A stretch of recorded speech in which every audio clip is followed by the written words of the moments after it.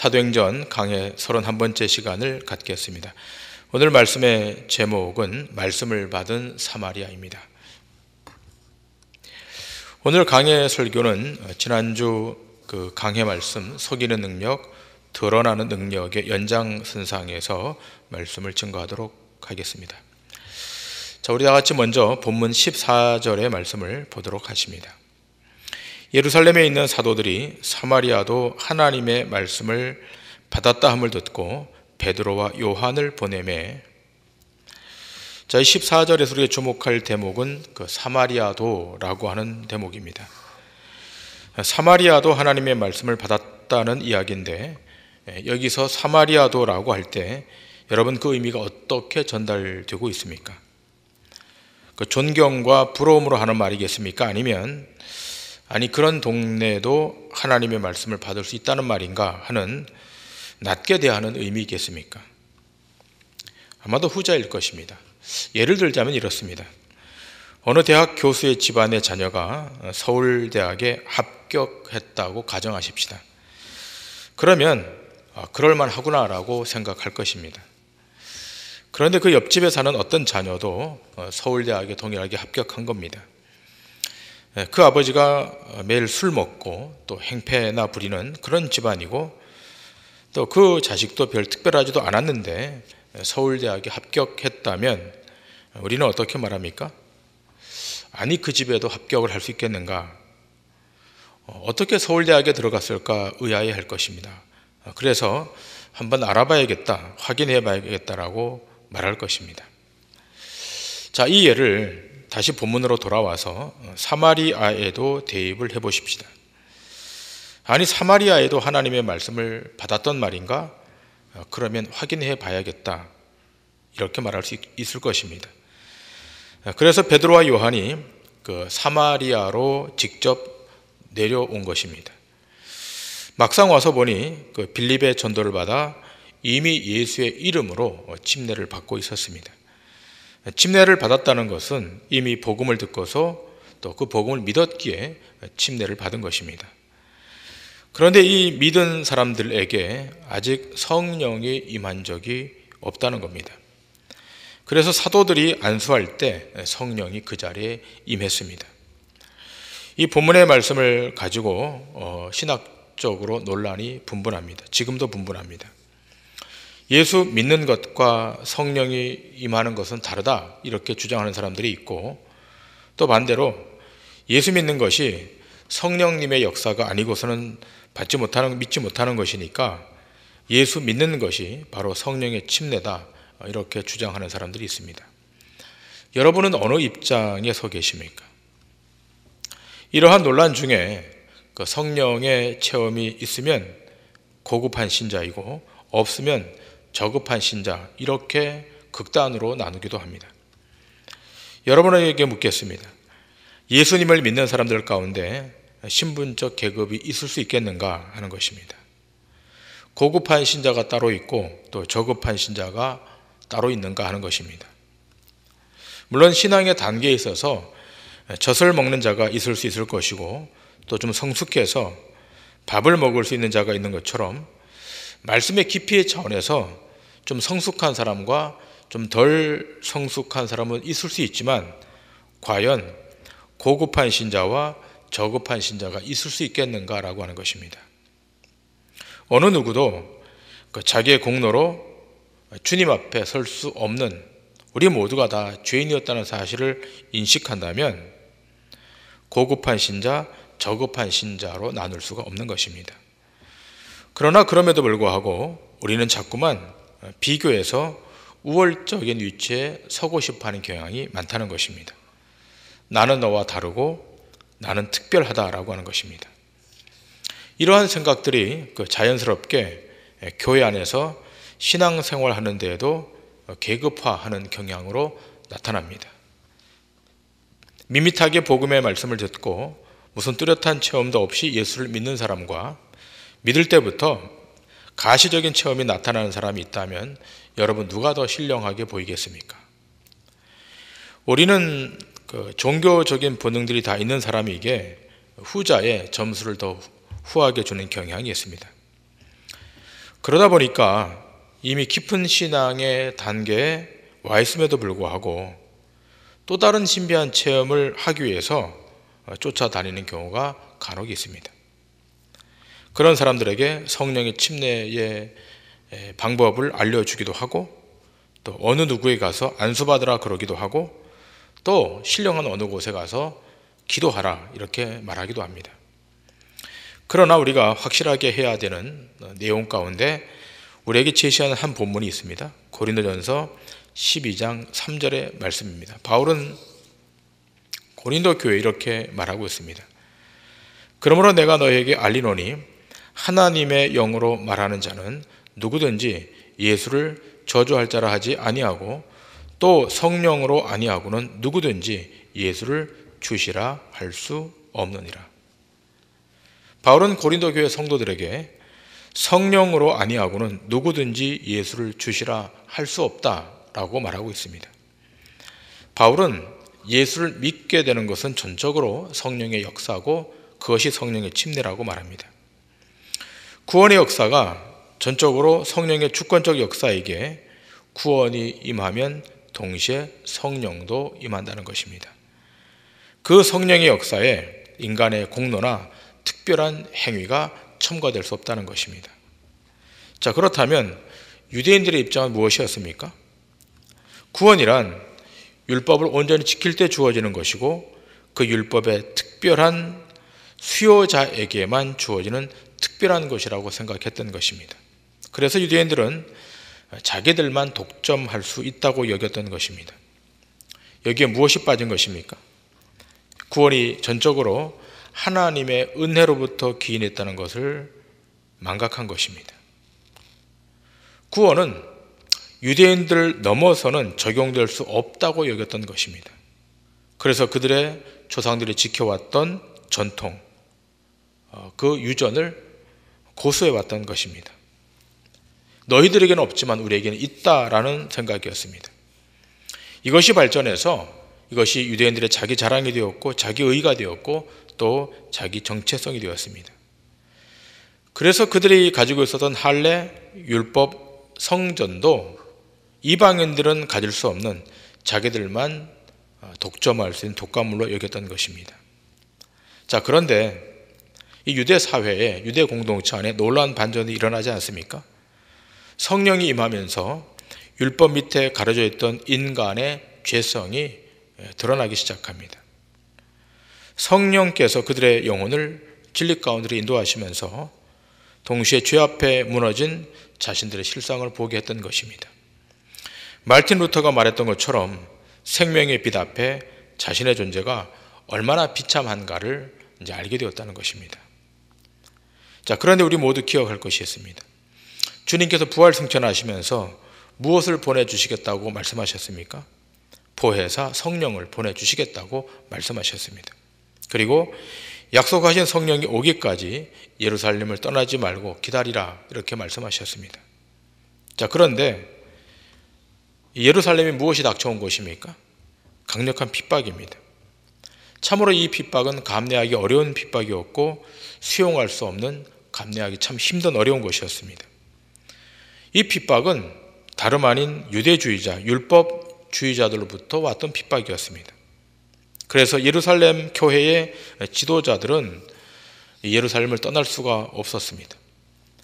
약속하신 보혜사 성령님이 오시기까지 유대의 이 리더들, 예루살렘 공동체의 리더들은 떠나지 못하고 머물러 있어야만 했습니다. 하지만 일단의 성도들이 이 핍박을 피해 어디로 가는 것입니까? 사마리아로 간 것입니다. 그런데 어떤 소식이 들려오는 것입니까? 이 사마리아에 하나님의 말씀이 임했다. 이 사마리아에도 하나님의 말씀을 받았다라고 하는 메시지가 들려오는 것입니다. 이 메시지는 예루살렘 교회 입장에서는 아주 큰 충격적인 소식이었습니다. 왜냐하면 예루살렘에도 하나님의 말씀이 다 증거되지 않았는데 어떻게 사마리아에 이 하나님의 말씀이 전파되고 있는가 하는 것이었습니다. 그러자 예루살렘 교회의 영적 리더였던 이 베드로와 요한이 교회의 파송을 받고 여기 사마리아까지 내려간 것입니다. 정말 말씀을 받은 것이 맞는가? 정말 예수 그리스도의 죽음과 부활, 승천이 정확하게 전달되었는가 확인하기 위해서였습니다. 근데 이 현장에 가보니까, 사마리아 이 현장에 가보니까 전달된 것이 맞습니다. 그러면서 베드로와 요한이 어떻게 합니까? 그들에게 안수합니다. 그러자 강력한 성령이 그들 가운데 임합니다. 여기서 우리가 다시 확인해야 될 내용이 있는데요. 사도행전 1장 8절의 말씀입니다. 사도행전 1장이 이렇게 기록되어 있습니다. 오직 성령이 너희에게 임하시면 너희가 권능을 받고 예루살렘과 온 유대와 사마리아와 땅 끝까지 이르러 내 증인이 되리라 하시니라. 지금 이 성령의 임재 사건으로 이제 복음이 유대의 경계를 넘어가고 있는 것을 확인받고 있는 것입니다. 여기서 우리는 복음의 증거가 어떻게 가는 것인가, 어떻게 진행되는 것인가를 보게 되는 것입니다. 복음의 증거가 절대적으로 성령님이 주도하시는 직접적인 역사라고 하는 것입니다. 예루살렘의 12 사도들에 의해서 그 복음이 온 땅과 열방으로 전파되고 있는 줄 알았는데 그게 아니라는 것입니다. 사도들의 실력과 사도들의 능력으로 사마리아의 복음이 전해진 것이 아니라 이미 성령님께서 흩어진 주의 백성들을 통하여 이 복음이 증거되고 있었다는 것입니다. 거꾸로 이 제자들에게 다시 이 내용을 확인시켜주고 있다는 것입니다. 그러므로 복음의 전파는 예수님께서 직접 일하고 계시는 신적인 사역인 것입니다. 때문에 우리 모두는 증거자가 아니라 증인이라는 것을 기억해야 됩니다. 증거자와 증인은 다른 것입니다. 증거자는 오직 성령님 한 분밖에 안 계십니다. 그래 우리는 증인입니다. 여기 12 사도와 또 그 성도들은 증인이지 증거자가 아닌 것입니다. 증인이 무엇입니까? 증인이란 말 그대로 듣고 본 것을 말하는 사람입니다. 본문의 사도들도 증인이고 성도들도 증인입니다. 자, 이 사도들이 이제 예루살렘으로 올라가서 무엇이라 보고 있겠습니까? 사마리아에 가보니 그들도 동일하게 우리와 같은 성령이 임했음을 보고했다는 겁니다. 자, 한 걸음 더 나아가겠습니다.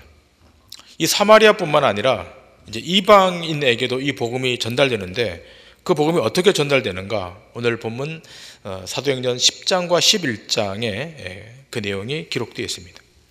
사도행전 10장과 11장에 로마의 군대 장교인 고넬료가 예수님을 믿게 되는 사건이 거기 기록되어 있습니다. 이 사람은 이방인이었습니다. 그런데 참 경건했고 하나님을 경외하고 많이 구제하는, 하나님께 기도하는 사람이었습니다. 그런데 주의 사자가 이 고넬료에게 나타나서 이렇게 말합니다. 베드로를 부르라, 이렇게 말합니다. 그런데 이 베드로는 그 당시 어떤 상황이었는가 하면 기도하고 있었던 상황이었습니다.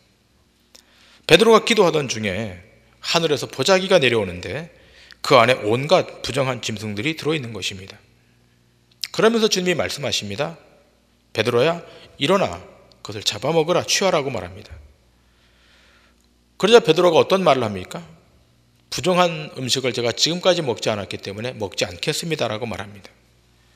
그럴 때 하나님께서 뭐라고 말씀합니까? 내가 깨끗하게 한 것을 내가 속되다 하지 말라, 그러면서 취하라고 말씀합니다. 베드로가 이 환상을 3번씩이나 목격하게 됩니다. 과연 이것이 무슨 뜻일까라고 생각하고 있는데 때마침 고넬료가 보낸 사람들이 베드로를 찾아온 것입니다. 그때 성령님께서 베드로에게 그들을 만나라고 말씀하십니다.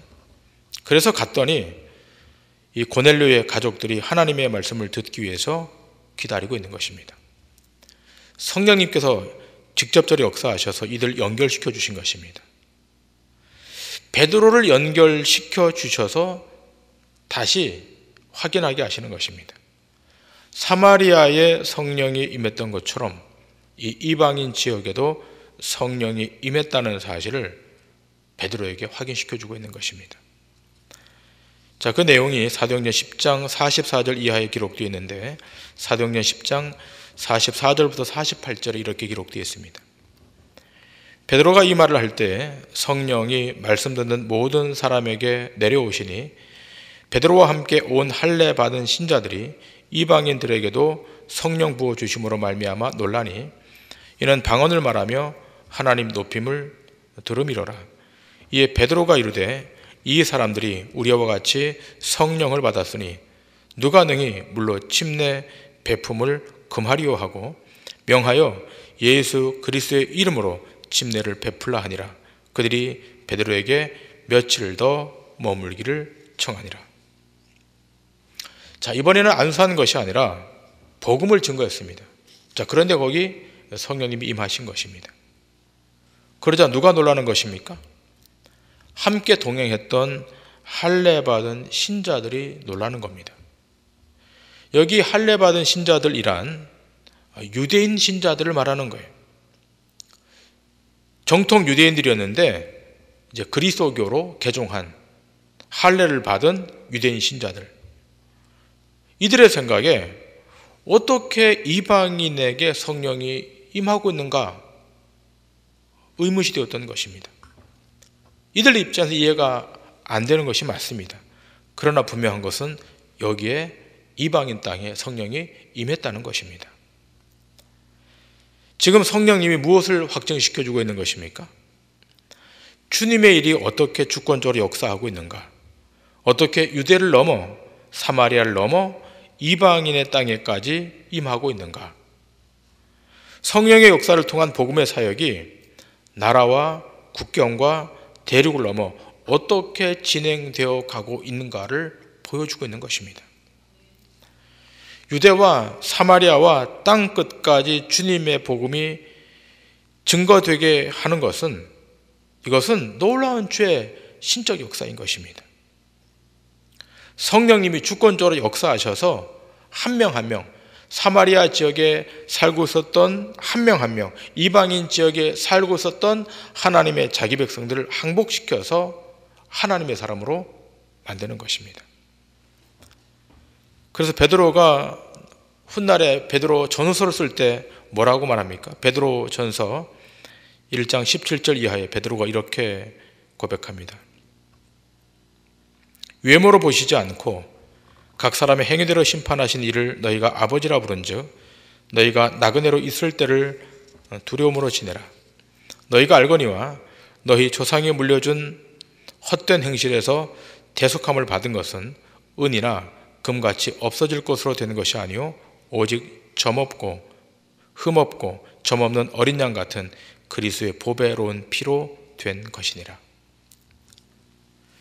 그래서 베드로와 함께 여기 참여했던 요한도 이렇게 말하고 있지 않습니까? 요한복음 1장 13절 14절에 이렇게 말합니다.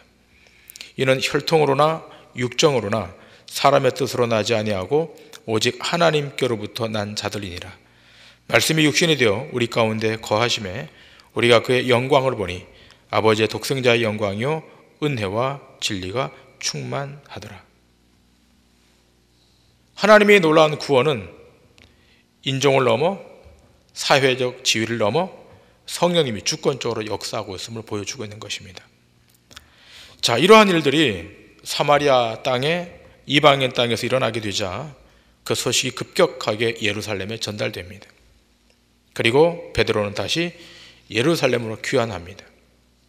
자, 그런데 예루살렘에 귀환하자 유대 할례주의자들이 강하게 힐난합니다. 어떻게 할례도 받지 아니한 사람의 집에 들어가서 식사를 했는가라고 강력하게 힐난합니다. 사도행전 11장 1절부터 3절에 이렇게 기록되어 있습니다.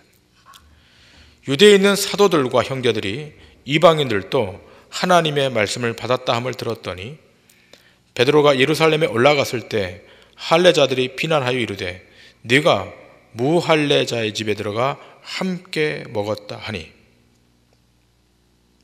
왜 무할례자의 집에 들어가서 함께 먹었느냐라고 이 할례주의자들이, 유대 할례자들이 강하게 비판합니다. 이때 베드로가 어떤 대답을 합니까? 11장 15절 이하에 이렇게 기록되어 있습니다. 내가 말을 시작할 때 성령이 그들에게 임하시기를 처음 우리에게 하신 것과 같이 하는지라. 내가 주의 말씀에 요한은 물로 침례를 베풀었으나 너희는 성령으로 침례를 받으리라 하신 것이 생각나노라. 그런즉 하나님이 우리가 주 예수 그리스도를 믿을 때 주신 것과 같은 선물을 그들에게도 주셨으니 내가 누구기에 하나님을 능히 맡겠느냐 하더라. 베드로가 무엇이라고 말합니까? 내가 성령의 지시를 받아서 고넬료 집에 가서 복음을 전하는데 우리가 받은 성령이 동일하게 그들 가운데 임하는 것을 내가 누구간데 감히 막을 수 있겠느냐라고 말합니다. 막을 수 없다는 겁니다. 하나님이 주권적으로 이방인에게 복음을 부어 주셨다는 것입니다. 그러자 그 사람들이 18절에 말을 꺼내고 있지 않습니까? 본문 18절에 이렇게 기록되어 있습니다. 그들이 이 말을 듣고 잠잠하여 하나님께 영광을 돌려 이르되 그러면 하나님께서 이방인에게도 생명 얻는 회개를 주셨도다 하니라. 이방인에게도 생명 얻는 회개를 주셨다라고 놀라운 선포를 하게 됩니다. 드디어 유대인의 장벽이 깨어지는 현장이 여기 기록되어 있습니다. 이방인에게도 생명 얻는 회개를 하나님이 주셨다는 것입니다. 복음이 지금 사마리아를 넘어 이방인에게 증거되는 것은 사도들의 실력으로가 아니라 성령님의 강력한 역사로, 성령님의 주권적인 역사로 이 복음이 증거되고 있는 것입니다. 결국 하나님의 약속의 말씀은 누가 이루어내는 것입니까? 성령님이 이루어내시는 것입니다. 복음이 증거되는 것은, 땅 끝까지 복음이 증거되는 것은 사람의 열심과 재능이 아니라고 하는 것입니다. 우리의 지략과 지혜와 이성과 실력으로가 아니라는 것입니다. 그 하나님의 약속의 완성은, 복음의 완성은 오직 부르시는 분으로 말미암아 되는 것임을 말씀하고 있습니다. 로마서 8장 9절 이하에 바울은 이렇게 증거하고 있지 않습니까? 로마서 8장 9절부터 11절의 말씀입니다. 만일 너희 속에 하나님의 영이 거하시면 너희가 육신에 있지 아니하고 영에 있나니 누구든지 그리스도의 영이 없으면 그리스도의 사람이 아니라. 또 그리스도께서 너희 안에 계시면 몸은 죄로 말미암아 죽은 것이나 영은 의로 말미암아 살아 있는 것이니라. 예수를 죽은 자 가운데서 살리신 이의 영이 너희 안에 거하시면 그리스도 예수를 죽은 자 가운데서 살리신 이가 너희 안에 거하시는 그의 영으로 말미암아 너희 죽을 몸도 살리시리라. 이것이 약속 앞에 놓여 있는 신자의 운명인 것입니다. 그리스도의 영이 거하게 되면, 그리스도의 영이 임하게 되면 몸은 죄로 인하여 죽은 것이나 영은 의로 인하여 산 것이라고 말씀합니다. 이렇게 살아나는 것은 인종을 넘어서는 것입니다. 민족을 넘어서는 것이고 국가를 넘어서는 것입니다. 유대인들 입장에서는 유대인에게만 구원이 임하는 줄로 알았지만 이 복음은 유대인을 넘어 사마리아로, 이방인 지역으로 복음이 확산되고 있었습니다. 결국 하나님 나라의 완성, 복음의 완성은 사람의 인위적인 힘과 능력으로 완성되는 것이 아니라 성령의 주권적인 역사로, 성령의 강력한 역사로만 완성되는 것임을 우리에게 알려주는 것입니다. 때문에 우리가 하나님 앞에 나올 때마다 무엇을 확인받는 것입니까? 이방인이었던 우리들이, 복음 바깥에 있었던 우리들이 구원 안으로 편입된 것은, 그 나라 안에 편입된 것은 전적으로 하나님의 은혜라고 하는 것입니다. 유대인들만 하나님의 말씀을 받은 것이 아니라 오늘 말씀의 제목과 같이 사마리아도 하나님의 말씀을 받게 되었다는 겁니다. 그 사마리아 지역에, 사마리아 땅에 그리스도의 은혜가, 주의 은총이 임했다는 것입니다. 오늘 인터넷으로 예배드리는 여러분 모두에게 사마리아에게 임했던 구원의 은총이 오늘 예배하는 여러분에게도 임해야 될 줄 믿습니다. 그 은혜가 우리를 살리는 것이고 우리 공동체를 회복시키는 것이고 우리의 대한민국도 회복시키는 것입니다.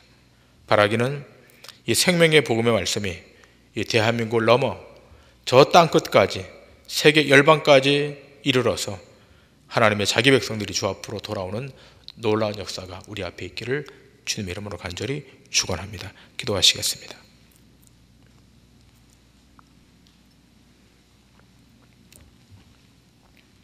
살아계신 아버지 하나님, 유대 땅에만 하나님의 말씀이 임한 것이 아니라 사마리아에도 하나님의 말씀이 임했고 이방인에게도 하나님의 말씀이 임했습니다. 그로 말미암아 대한민국 이곳에 살고 있는 우리에게도 하나님의 말씀이 임함으로 하나님이 우리의 구원자이시고 예수 그리스도 우리의 대속자임을 알게 되었습니다. 이 놀라운 구원의 은총은 사람의 실력과 능력으로가 아니라 하나님의 주권적 성령의 역사로 말미암아 이렇게 된 것임을 기억하게 하시고 오늘도 베푸시는 그 놀라운 은총, 오늘도 강력하게 부어주시는 그 놀라운 은혜를 받아 세상 앞에 승리하는 주의 종들 되게 하여 주옵소서. 이제 우리 주 예수 그리스도의 은혜와 하나님 아버지의 극진하신 사랑하심과 성령님의 감동, 감화, 역사, 내주인도 교통하심이 오늘 주신 이 하나님의 말씀을 가슴에 담고 말씀 앞에 순종하기로 결심하고 돌아가는 사랑하는 성도들 머리 위에 이제로부터 영원토록 주의 긍휼과 자비가 함께 있기를 간절히 축원하옵나이다. 아멘.